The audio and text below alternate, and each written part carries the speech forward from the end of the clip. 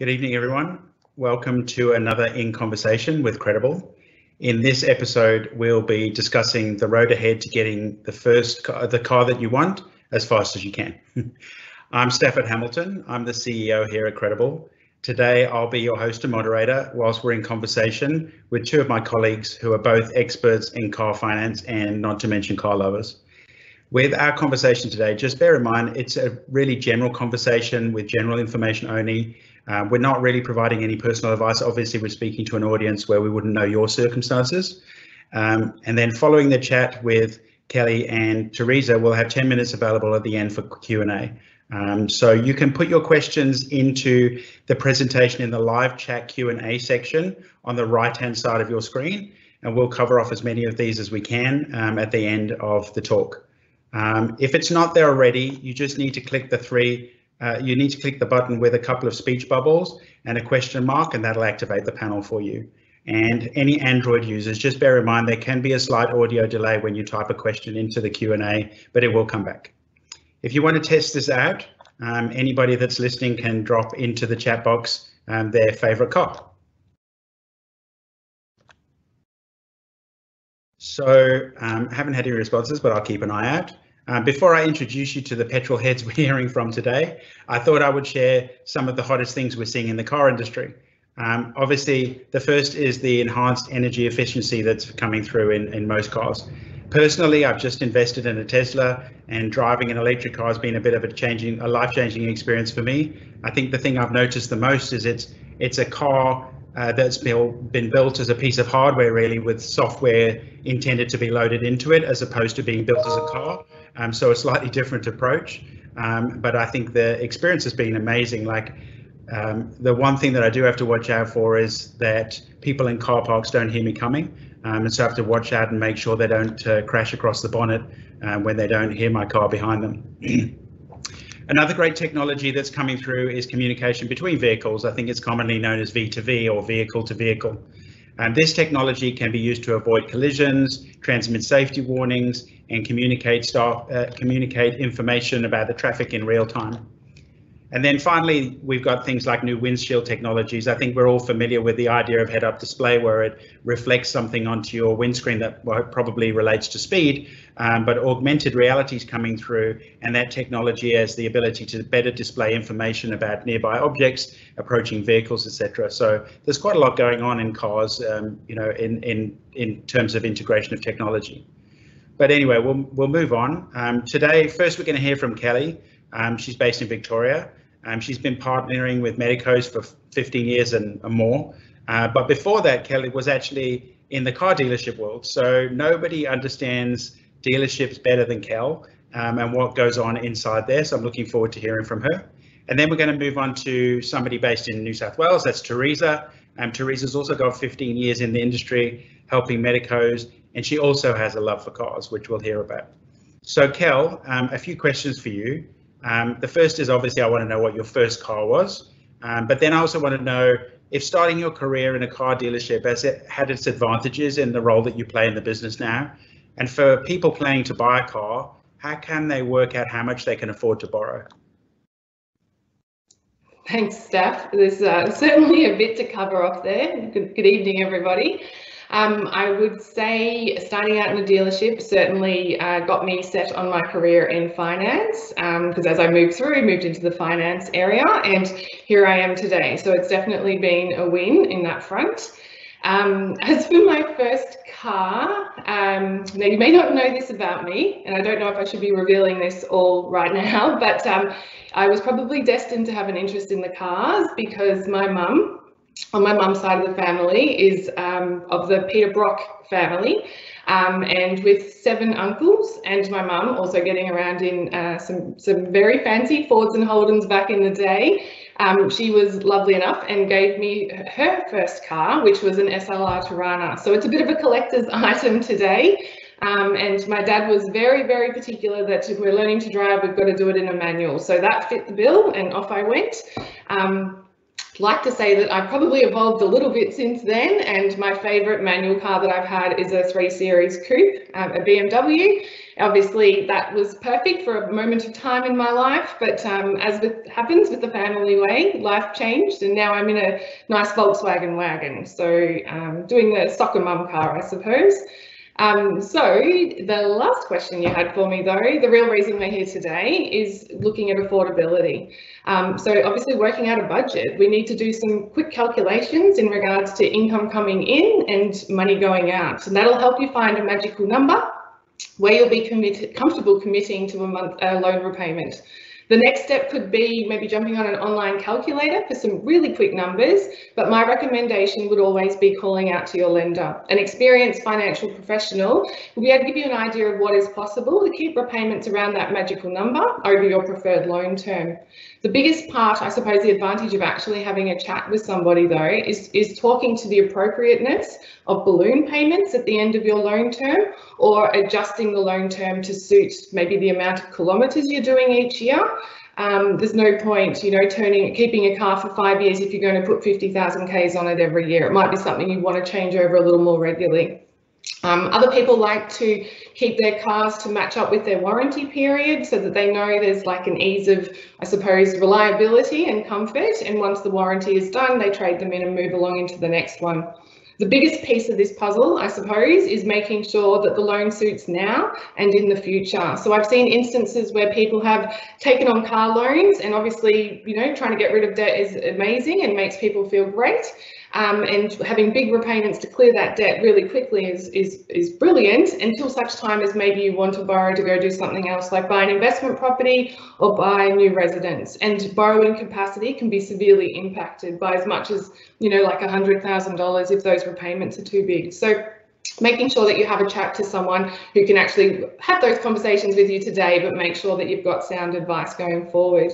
They can obviously restructure their loan at any stage, Stafford, but there's always a cost to do it. So it's best to get this advice up front. Great. Thanks, Kelly. Good advice. I know that we always get asked by people how much they can borrow, but I guess the team's approach is to always work out what people can afford, and they aren't always the same thing. So thanks for sharing that. Everyone listening, don't forget to add questions into the chat box on the right hand side, the Q&A box on there, which we'll get to them soon. But now we're going to head across to Sydney, to Teresa in pink. Teresa, now obviously I've got to ask you what your dream car is, but for everybody else listening, dreaming about theirs, tell us maybe a little bit about the different finance options they should consider. Thanks, Stafford. Hi, everyone. Look, Stafford, my ultimate dream car would have to be the Aston Martin DB11 in matte grey charcoal, and it must be convertible. So look, I'm really interested to see what everybody's dream car is. Please share it with us. Now, finance options is something that I do often get asked all the time, especially from clients who are looking at purchasing their vehicles for the very first time. Now, finance options that are available to you out there in the market would be something called a finance lease or a chattel mortgage. Now, finance lease is a whole different flavour and topic in its own right. So to briefly touch on that, people who normally would go for a finance lease would be consumers whose employers may offer salary packaging, or businesses who may not want to tie up capital owning a depreciating asset on their balance sheet. Of course, this is something that people would check through with their accountant before they would enter into a finance lease for a motor vehicle. The most common facility type that we do see clients use and is advised by their accountant is something called a chattel mortgage. Now, what is a chattel mortgage? It's basically a loan whereby you're giving the lender security, being your vehicle, in exchange for the loan. Now, a chattel mortgage allows you, depending on whether or not you're using it for business use or private use, may allow you to depreciate the asset. It may also be eligible for the instant tax write-off.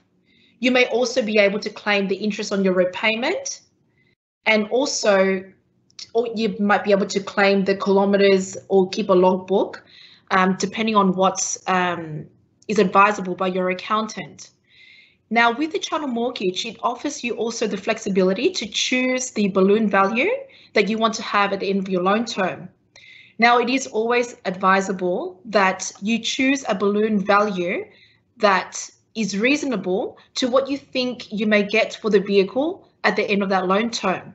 So for example, if you want to fund your new vehicle over a 4-year loan term, the value you want to set at the end of the loan term, ideally, if you want to on-sell that vehicle at the end of the loan term, or you want to trade it in at the dealership or sell it privately, that whatever amount you leave at the end is a reasonable amount so that you're not up for a shortfall at the end of the loan term.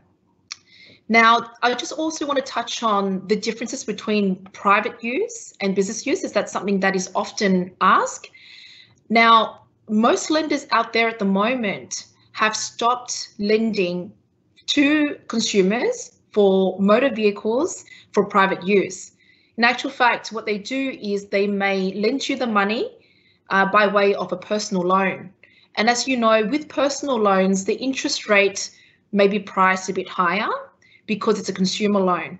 What also happens is that lenders will ask for more information, being a consumer loan. So they will ask you to provide your full financial statement, your assets, liabilities, your tax returns, and living expenses. Now, with a business loan, what you will see is that most lenders may not ask you for that much information. And so the approval process may be a little bit more seamless. However, partnering up with the right lender, whether you are looking for a personal, well, not quite a personal, a vehicle loan for private use or business use, we'll be able to run through the process with you so that the paperwork will not seem as painful. Now, just want to also go back to options to finance. Now, you can borrow money to purchase your vehicle in a company name, a trust, or your individual name. If you're looking at obtaining finance from a dealership, they may not understand the different entities and what the implications may be for you later on. So part of our service is that if you are unsure which borrowing entity to enter into when you are purchasing your vehicle or financing it, we can work very closely with your accountant, as there may be some tax implications. So to give you an example, if you were to purchase, say, the vehicle in your trust for $50,000 and you sell the vehicle for $30,000, you may need to pay tax on the amount that you earn from the sale of your vehicle later on. So therefore, most accountants may request to have your vehicle purchased in your individual name. So with that, I might go back to you, Stafford, and may I ask you, what was your first car? Oh, it's a very unfortunate story, Teresa. I went to what in Sydney would be the equivalent of the Parramatta Road, no offence to those dealerships, but kind of a dodgy yard, and I bought what was called an Austin Allegro Vanden Pla, which had leather seats and like wood dashboards and all that kind of stuff, and a huge grille on the front that looked like a Rolls Royce. Unfortunately, when I got home and I, was inspecting the car and getting it ready to drive, I realized that what it was missing was a floor pan, and so the seats and everything weren't really roadworthy, and so I ended up having to get my money back. So my first car experience wasn't all that great. Hope nobody has to go through what I went through. I was just thinking, actually, Teresa, when you were talking then, one of the things that's very topical at the moment people are looking at is the instant asset write-off that will be, some purchase of cars will be eligible for. So I think that's another thing that is worth thinking about. And obviously buying a car is probably a lot more complicated than people think. They think it's a very simple transaction, but in our experience, maybe not. Sounds like there's a lot for them to consider, obviously, when it comes to financing their car. And I know from what you're saying, judicious use of a balloon can really affect the car you can afford. And many accountants are asking us, why you'd want to own outright an asset that depreciates. So using a balloon is a really smart thing to do. There's, lots of other things in relation to buying a car, whether you're going from A to B or buying your dream car. There's still a lot of other costs associated with the purchase. Kel, maybe do you want to fill us in what else we should think of? Yeah, of course I can. That's a really sad story, Steph. But I don't even know what that car is. It's actually quite ugly. But at the time I thought it was great because it's like leather seats, and my dad had leather seats. I was looking at all the wrong things. Then maybe that's the lesson learned. I was looking at the appearance and, you know, not necessarily looking at the mechanics. So maybe important lesson. Hey, I'll have to Google it and work out what that is, because I have no idea what that thing is. And I also have to comment, Teresa, I don't know what you're doing to us here, staff, but my dream car is also an Aston Martin, but mine is in navy blue with a hard top. So maybe one day we'll get there. I'm confused by you two ladies, because, you know, the stereotypical, or like the all-time classic Aston Martin color is British racing green, and neither of you are going for it. So still green at the end of the day. That's true. I think that might have a little bit to do with it, just quietly. Yeah. Yeah, there's definitely a few things to consider when you're looking to buy a new car. There's obviously people that are in the market for brand new, and people that we help that are looking to buy used vehicles. So with a used vehicle, it might be a little bit different going through that experience, because you may want to do a pre-purchase vehicle inspection. Here in Victoria, we have the RACV, where they'll head out to a private seller's place or even to a dealership to check out a vehicle. A lot of the manufacturers have their own buyback second-hand guarantee type arrangement where they've done their inspections as well. But we also have clients that might take a vehicle to a friend or a mechanic just to get a second opinion on the mechanical piece, not just the visual piece. Staff, want to check that out. And obviously, once you've purchased the car, whether you buy privately or from a dealer or new, or second-hand, you'll also have to pay and allow for stamp duty.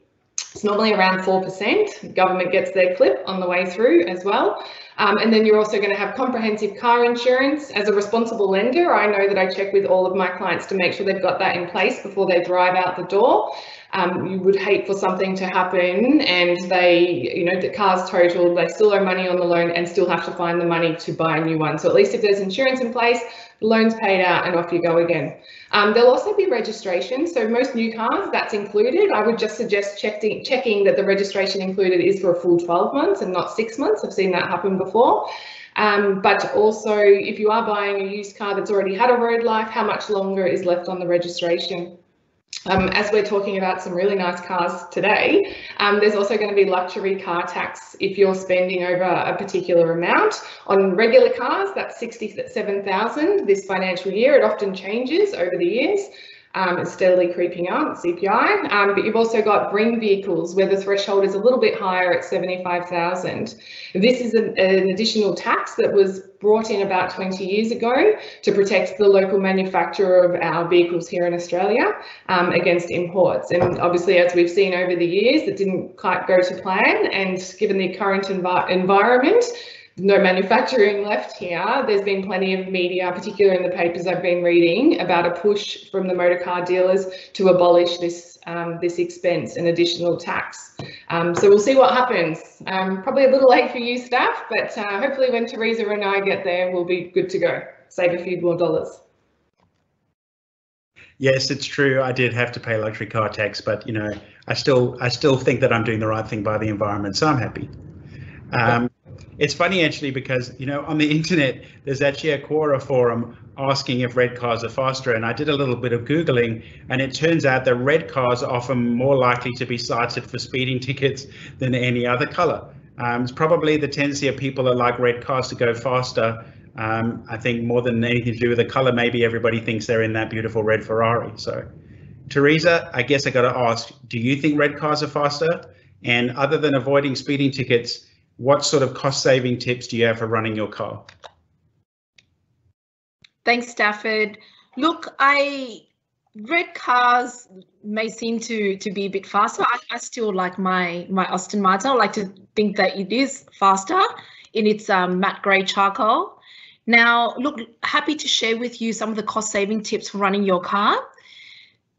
At the moment, a lot of new cars do have electronic systems that do prompt you when you need to service your vehicle.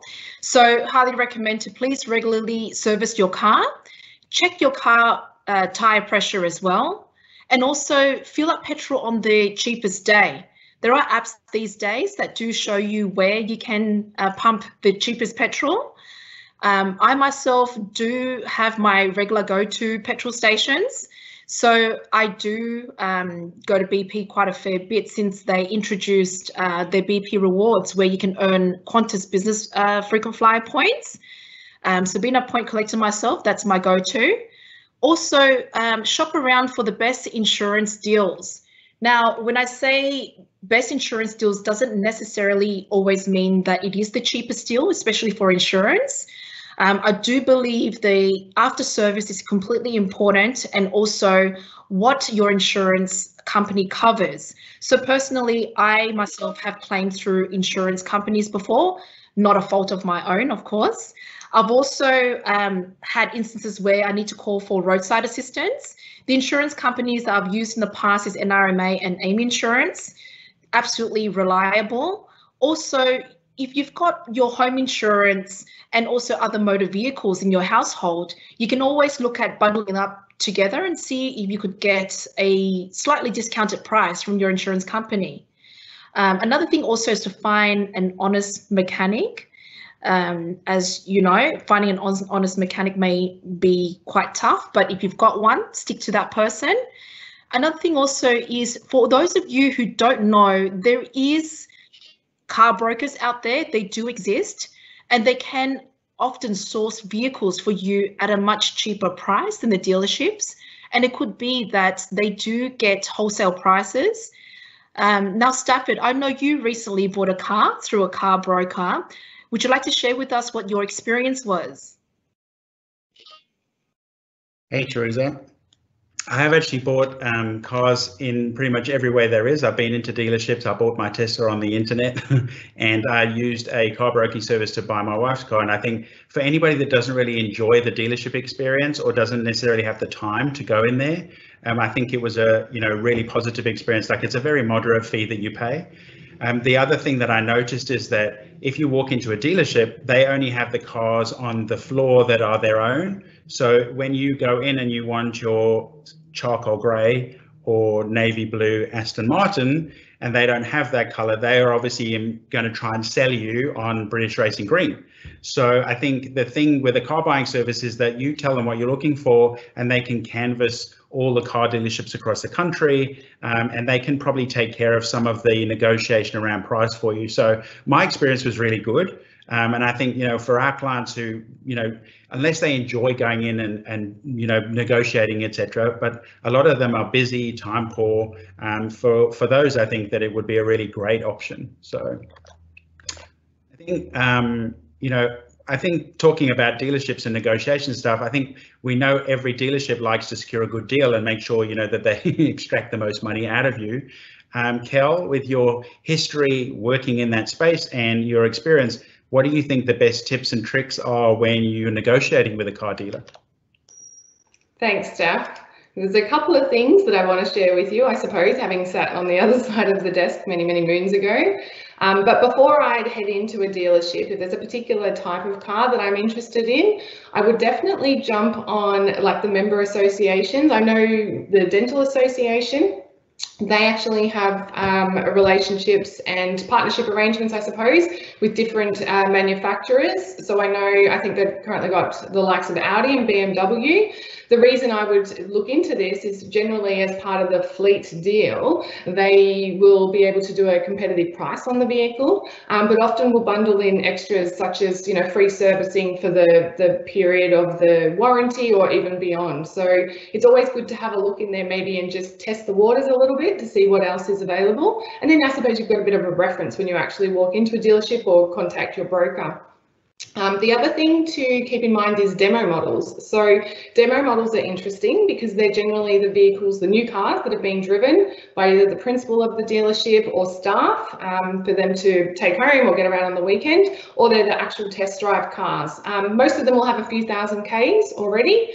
And they're usually discounted kind of the equivalent of the first year's worth of depreciation. So it can actually make it quite an alluring option for someone, especially if you're maybe thinking of a more spec'd up model but don't want to spend the extra. And it also probably feels a little bit nicer if you drive it out and you've saved a few $1,000s as well. So that'd be something to consider as well. Given the timing, now that we're rolling into the end of the year, looking at end of plate runouts. So cars from around now will be built and compliance in 2020. Checking that compliance plate date is super important, because as we roll into the new year, you might speak to a dealership who will talk to you about a 2021 car, which is great, and you'll pay a price for that. But on that compliance plate is the date that the car arrives in the country and is good to go.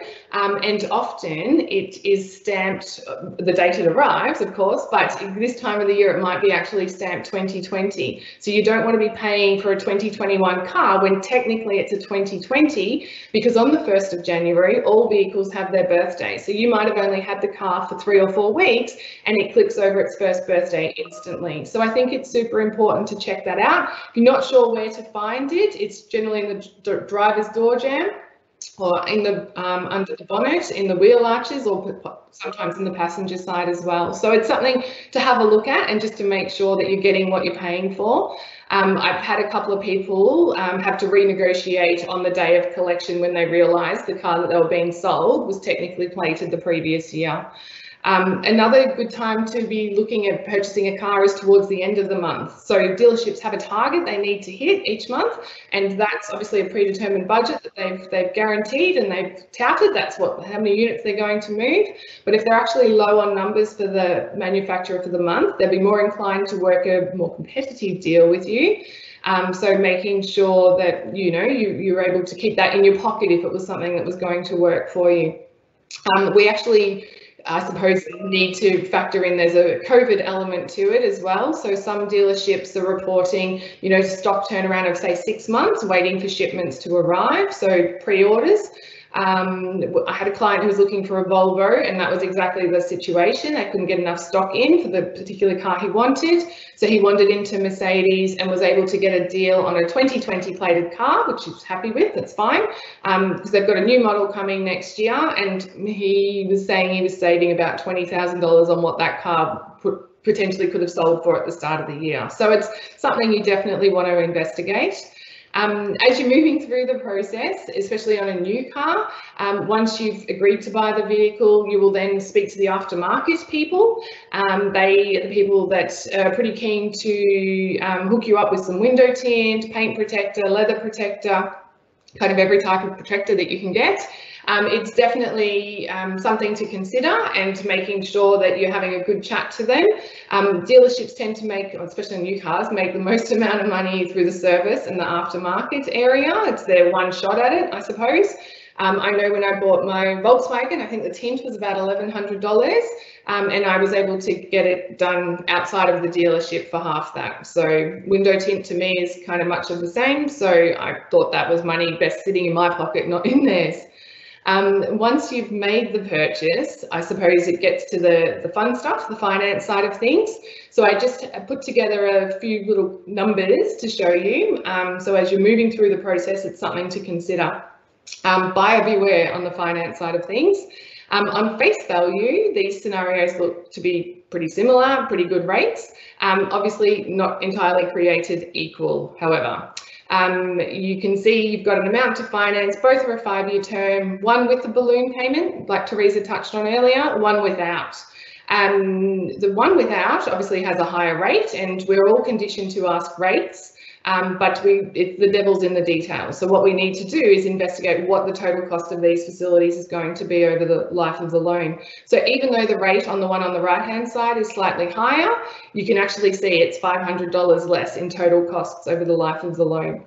So when we're comparing quotes, we want to ask for rates, we want to ask for fees, we want to ask for payments, terms, and if there's any balloon. Yeah, so it's super important that we get all of that information up front. Finance in dealerships is an interesting one because it's a limited relationship. So you may only buy a car every 4 or 5 years. Chances are when you go back to the dealership to replace the car or trade it in or go to another one, you're not going to be dealing with the same person. So time and time again, I see where clients are told what they want to hear as far as rates are concerned, and it's just not what it's cracked up to be when the paper comes out. I had one last week where the client was told an amazing rate, and Lo and behold, it was better than my rate, but my repayments were $40 a month cheaper. So when we actually got the information through, the difference was close to $2,000 over the life of the loan. So if we were just going on rate alone, it could have been a big mistake. So it's always good just to compare to make sure we're getting all the facts. And obviously, good lesson in making sure that we're making a really informed decision. Speaking of which, Steph, I might hand back to you. Obviously, rolling into Christmas and the New Year fast approaching, it's a good time now to maybe apply some of these tips. Let me know how you go. It sure is, Cal. I always think of Occam's razor, you know, that thing that the simplest explanation is often the correct one, or if you put it another way, if it seems too good to be true, it probably is. When I think about all these offers that they make in the dealerships. Totally. Thanks, Teresa. Thanks, Kel. Really informative. I hope everybody can see how much time you've spent in this, this space that might be perceived to be quite simple. I think the most important point listening to you is a call into us before you go shopping rather than after you go shopping is the best thing. Most people come looking in our direction for the money after they've done the deal. But I think, there's a lot of knowledge that we're always happy to share that could help you before you do the deal. So I think we're going to head now for some questions. They've been coming in over the last 20 minutes or so. The first one, Cal, is has the date for 100% instant asset write-off for 59k cars, very specific, below the car limit, obviously, been extended from 31st of December 20 to 30th of June 2021? Thanks, Steph. So yes, there was obviously further extensions put in place to promote and stimulate the economy. As with everything, we'd always suggest checking with your accountant. The biggest thing, I suppose, to touch on Teresa's point earlier, is many of our clients have different, I suppose, flavours of how they fund their vehicles. And so making sure that you check in with your accountant, because depending on your percentage of business use might depend on how much write-off you can get. Whether you hold that in your own name or in a trust is super important as well. But cars are included in the instant asset write-off. Interestingly, new and used cars are included. So you definitely want to check in with your accountant and just to understand, I suppose, the implications of that and what it means for you, and make sure you're getting the best of that ability and benefit too. Thanks, Steph. Thanks, Carl. I think the person asking the question obviously seems to already understand that the car limit for depreciation purposes still applies to the instant asset write-off. So I hope that answer helped. Let's go over to the lady in pink. Teresa, one for you. I've been trying to buy a BMW and they keep mentioning to me about the Full Circle Finance program. Is this a good deal and would you recommend it?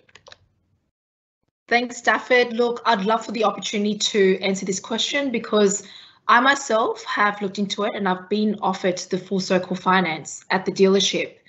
So what Full Circle Finance means is that you purchase a vehicle, you finance it through the dealership, they guarantee a residual buyback of the vehicle from you, and the idea is for you to come back, trade your vehicle in for that guaranteed residual, and then purchase another model, same vehicle, and continue on the cycle again.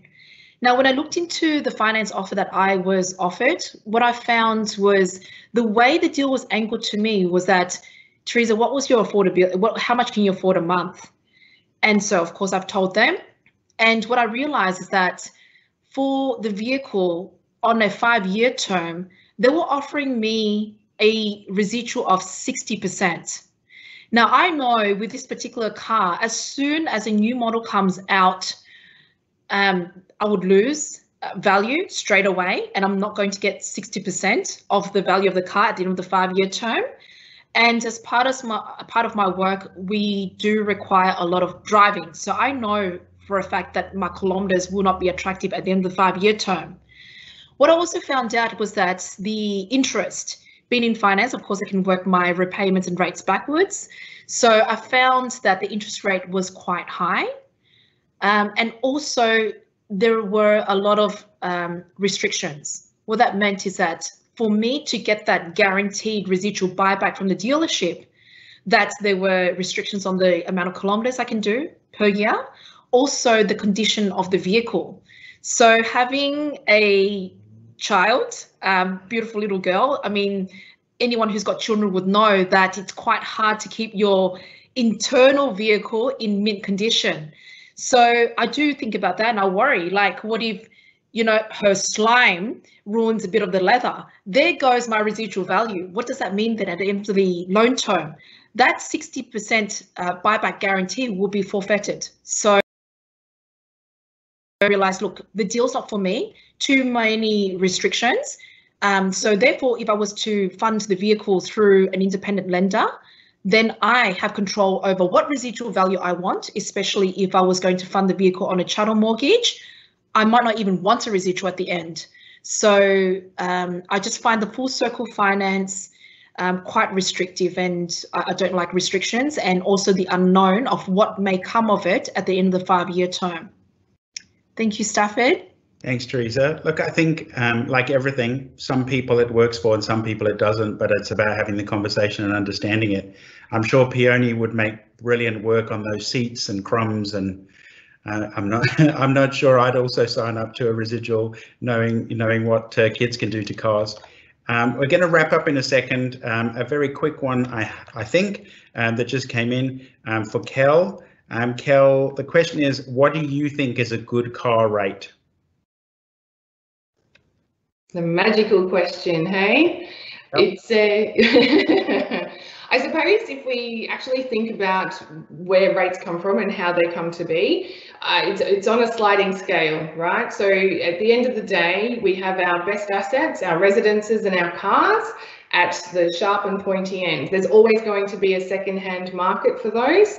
And so you're going to have your residence and your home loans with the best rate. Your car loan shouldn't be much more than that. Depending on your loan term, you might have a bit of variance depending if you have a balloon payment, you might have a little bit of variance on there as well. And then we go right through to equipment finance, commercial property, goodwill loans, unsecured overdrafts, credit cards on the sliding scale. So I think if you're sitting in kind of the 2s and the 3s, depending on what you're doing, maybe if you're buying a used car, maybe you're buying a $400,000 car, there's a few little variables that'll obviously might shift and change on that at the moment, but many of the financiers that we have access to and even our own funding is going to be super competitive. And so, you know, different lenders also will do a little bit of a rollout or a special for December.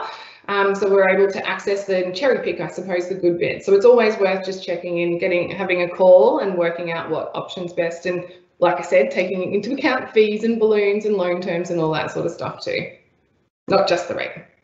Great. Thanks, Kel. Look, I know we've run a little bit over, so apologies to everybody. That does bring us to the end of today's webinar. Thanks so much, everybody listening, for your time today. I hope you learned some tips and tricks. And it's coming into Christmas and New Year, so if you're going to put a red ribbon around the, 4 wheels in the driveway, I hope we've helped you with some tips on negotiation. We obviously would invite you to reach out to our team to have a bit more of a discussion on your situation. Our team's got a lot of experience in helping medical professionals finance their dream cars, so you can get in touch if you leave your details in the Q&A section. If you go to our website, you can chat live with us pretty much any time. You can leave an inquiry, or you'll find all of our mobile numbers, including Kel and Teresa, on the website. Kel, Teresa, thank you so much. It was great chatting with you. Remotely, as we're all getting used to it now, was as easy as pie.